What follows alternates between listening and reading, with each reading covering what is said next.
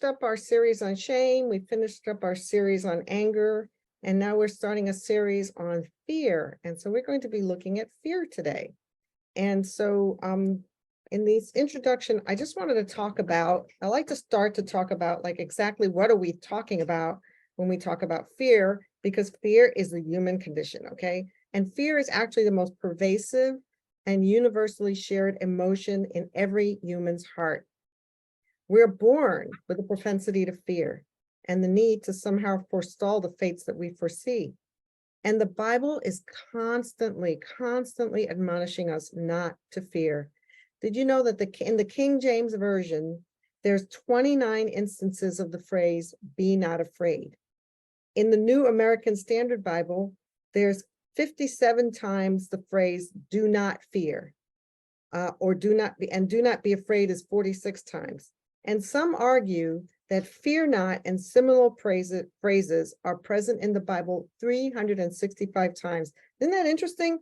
Every single day, we need to hear that phrase, fear not, do not fear, do not be afraid, 365 times. I mean, it's pervasive in the Bible, all right? So our Bible heroes often struggled with fear when their trust in God was weak. Grant Mullen in his book Emotionally Free writes about some of these things, and he talks about how Satan tempted Adam to stop trusting God. Abraham and Isaac both lied about their wives being their sisters. Jacob was fearful right after wrestling with the angel. Elijah was afraid of Jezebel and fled from her right after killing the prophets of Baal. And Peter was fearful when Jesus got arrested. So fear is just a normal human experience. But let's talk about different kinds of fear, okay? Because there is good fear, all right? Fear of danger is a good fear.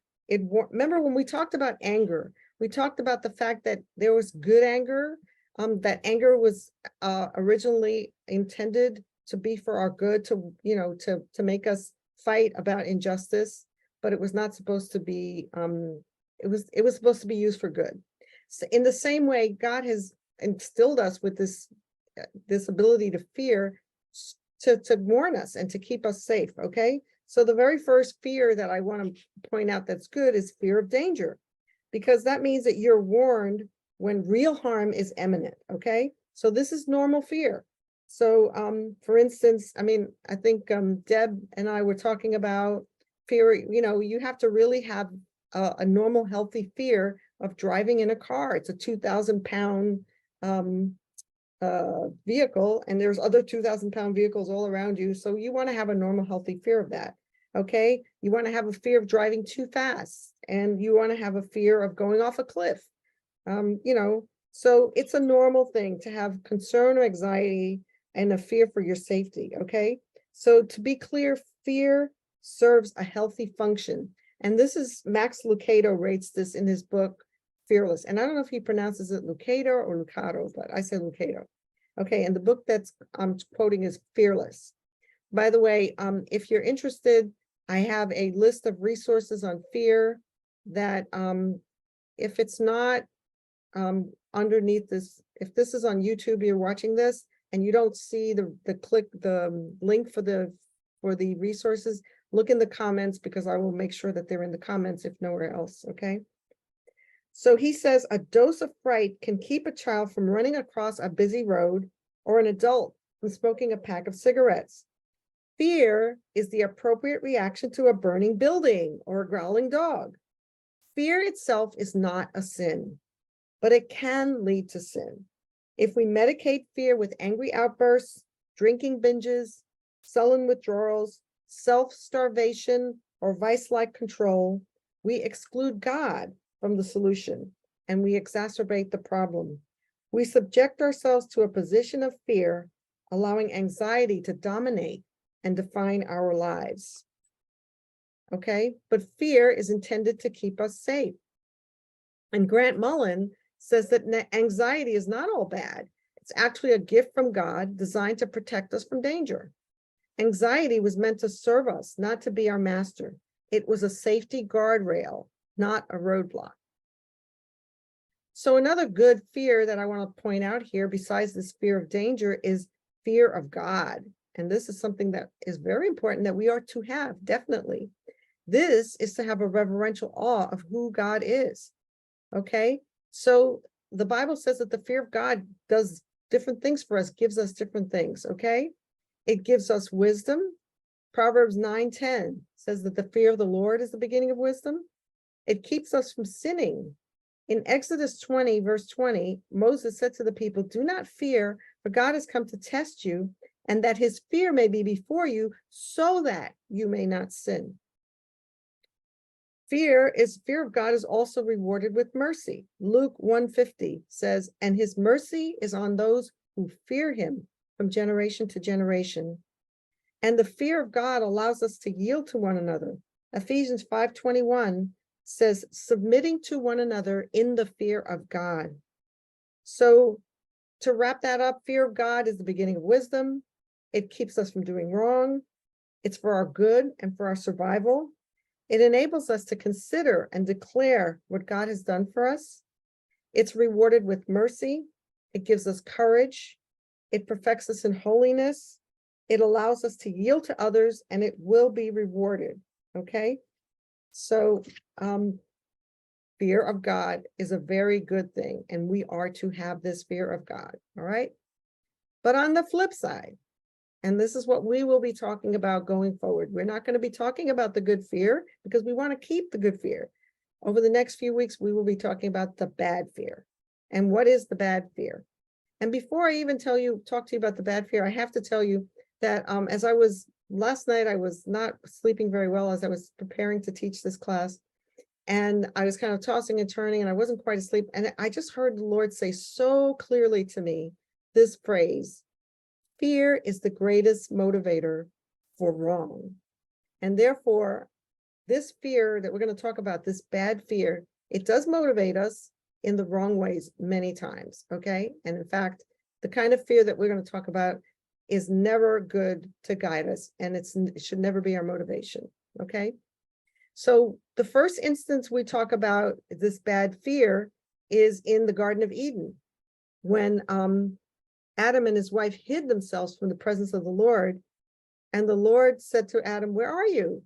And Adam said, "I heard your voice in the garden, and I was afraid because I was naked, and I hid myself." And this is the kind of fear that pictures a negative future and runs away from it. And I want you, if you don't get anything else into your head about fear, fear is an expectation of evil and not of good. Okay. And so let's think about fear versus hope. We'll talk about that later more, but hope is an expectancy of good, but fear is an expectancy of evil. Okay. And it does damage and restrict our lives. It is what Grant Mullen does call a roadblock to kind of fear. We were talking before about the good fear, which is not a roadblock, more like a guardrail. But this bad fear is a roadblock. And he says, Grant Mullen says, fear is the term he uses to describe the level of anxiety that is used by Satan as a weapon against us to disrupt our lives. Okay. So if we want to define fear, worry, and anxiety, those are three terms that we kind of use interchangeably. But I think there are some distinctions that I want to point out. Okay. So fear is something that causes feelings of dread or apprehension. It's something a person is afraid of. It's the anticipation of the possibility that something unpleasant will occur. Okay. So for instance, somebody who grew up in the Great Depression may have had a constant fear of running out of money. My dad lived through the 2 world wars and the Great Depression. And I remember distinctly as a little girl, he would always fold toilet paper. That's kind of weird, okay? But he would never use a whole roll of toilet paper. He was always folding it and leaving little pieces of toilet paper behind. And it was because he was afraid of running out of toilet paper. And so that was a small thing, but that's the kind of a fear that he was having, okay? Worry is a state of anxiety and uncertainty over actual or potential problems. And we say a person is sick with worry. Anxiety is the stress caused by fear of danger or misfortune. He felt anxiety about the possible loss of his job. Although many use the words worry and anxiety interchangeably, The two are very different psychological states. And I looked this up in Psychology Today, and it says that worry tends to be more focused on thoughts in our heads, while anxiety is more visceral in that we can feel it throughout our bodies, okay? Now, the DSM is what psychologists and counselors use. It's called the Diagnostic and Statistical Manual of Mental Disorders, the DSM. And it says that fear and anxiety often occur together, but these terms are not interchangeable. And even though symptoms commonly overlap, a person's experience with these emotions differs based on their context. Fear relates to a known and understood threat, where anxiety follows from an unknown, expected, or poorly defined threat, okay? And so there are also some more distinctions that we can make about worry versus anxiety. Chances are good that you, and like me and like anybody else, regularly experience some level of worry or even anxiety. But what do these terms really mean? Both states are marked by a sense of concern, disquiet, and possibly stress, but they are not the same. So here are some key differences between worry and anxiety. Worry tends to reside in our minds. Anxiety affects both body and mind.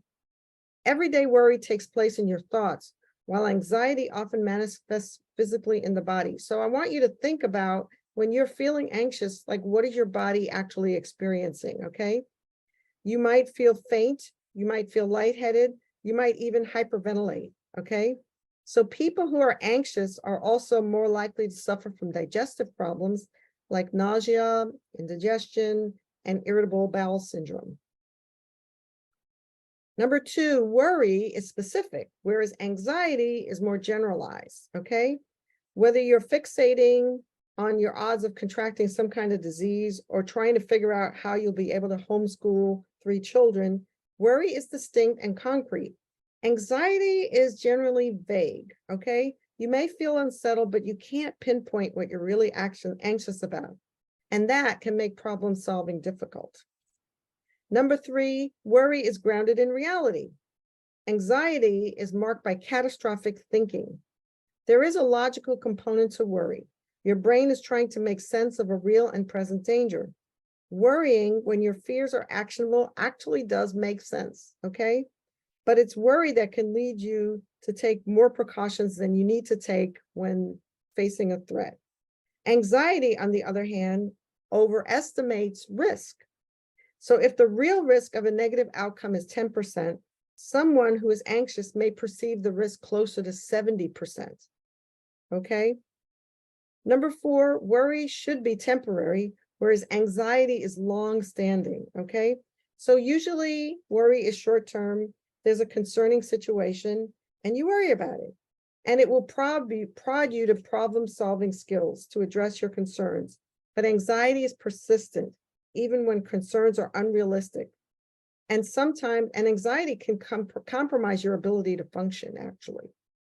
Worry doesn't impair function, but anxiety does. You probably won't be forced to take a sick day due to worries about finances or weight gain, but anxiety, however, seeps into your psyche and can make it difficult to focus and get stuff done. Okay, and so in this context, I'm talking about sometimes worry is not a bad thing. It might be part of this good fear, but in general, I would think that worry and fear going together are going to be this bad kind of fear. But anxiety is always a bad fear, okay?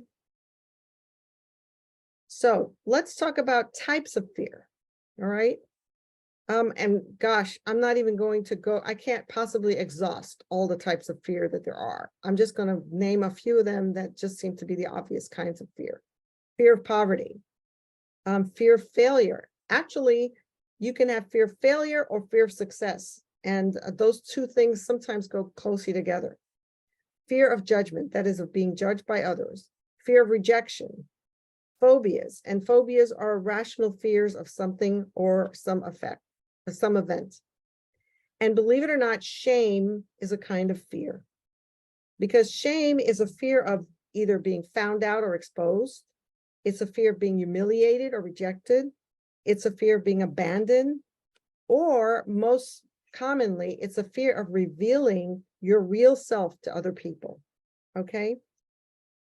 And we are to actually, there's another specific fear that I want to mention that we are warned against, and that is fear of man and intimidation. And I can tell you right now that this is something that I have been fighting with for years, this idea of fear of man and fear and of intimidation, okay? And fear of man is really when we're concerned more with what other people think of us. And intimidation is when we are made to be fearful or timid by that fear of man. So our constant thought is, what will other people think of me? And I find that fear of man is so pervasive, especially when we have been rejected, especially when we have not been experienced real good security growing up in childhood. We're always afraid that other people are not going to approve of us. And recently I started reading a book that I would recommend to other people. My spiritual director recommended it to me. It's called Approval Addiction by Joyce Meyer. And really, she talks a lot about this idea of fear of man, and it's desperately needing other people's approval. And the fear of man, I find, really interferes with the idea of fearing of God. And they're two diametrically opposed things. If we have fear of man, it's going to eclipse our fear of God. Okay, and Proverbs 29:25 in the Passion Translation says that fear and intimidation is a trap that holds you back. But when you place your confidence in the Lord, you will be seated in a high place. And there's another proverb that talks about the fear of man, and it says, Proverbs 29:25 says that the fear of man brings a snare, but whoever trusts in the Lord will be safe. There's another really good book that I really recommend you all get, and that's called Breaking Intimidation by John Bevere. I love John Bevere's books, okay? But Breaking Intimidation, when we talked about anger, we talked about his book about the bait of Satan and the fence being the bait of Satan. And in this book, he talks about the fear of man. And he says that the root of intimidation is fear. And fear causes people to focus on themselves. Perfect love casts out fear because love puts the focus on God and others and denies itself. And so it's so interesting to think that sometimes when we have fear of man, we think and we want other people's approval, we don't really see it as being one of these sins that's focused on ourselves. But actually what he says is that the root of fear and intimidation is the love of self, okay? When we have perfect love, it casts out fear and it gives us boldness. And boldness is born of love that breaks the grip of intimidation. Imperfect love or self-love opens the door to intimidation. All right. So again, as I said before, fear of man is diametrically opposed to the fear of God. We cannot help but derive our identity, value, and meaning from external sources. Moreover, and this is a quote from John Bloom, and this is an article that I downloaded from the internet. We cannot help but derive our identity, value, and meaning from external sources. Moreover, we instinctively seek from external personal sources. We know deep down they are bestowed on us by a person with a capital P. The persons to whom we ascribe most authority to define who we are, what we're worth, what we should do, and how we should do it is the person we fear the most, because it is the person or persons whose approval we want the most, okay? So God designed us for this way because it reveals who and what our heart loves. And this fear comes right from the place where our heart's treasure is stored. It's a fear of losing or not obtaining something we really desire, which is why it wields such power over us. So when we have this fear of man that overrides the fear of God, what we're doing is we are deriving our identity from the person or persons that we are looking for approval from, instead of getting our approval directly from God. And so that is why we are to fear God and to fear God alone. And I love one of the things that Joyce Meyer says in her book that she says it, she's already said it twice. I'm not even halfway through the book, but I love that she said it more than once. And she says that what other people think of us is not between us and them. It's between them and God. And I'm like, wow, I don't have to worry about what other people think about me. I'm not supposed to be fearing man. I'm supposed to be fearing God. The only person that I am seeking to approve should be God. Okay. And so we're going to stop here today. And next week, we will talk some more about causes and consequences of fear. But in the meantime, I want you to think about, what is your number one fear? I named a few types of fears. So think about, what is the type of fear that's gripping my heart most of the time?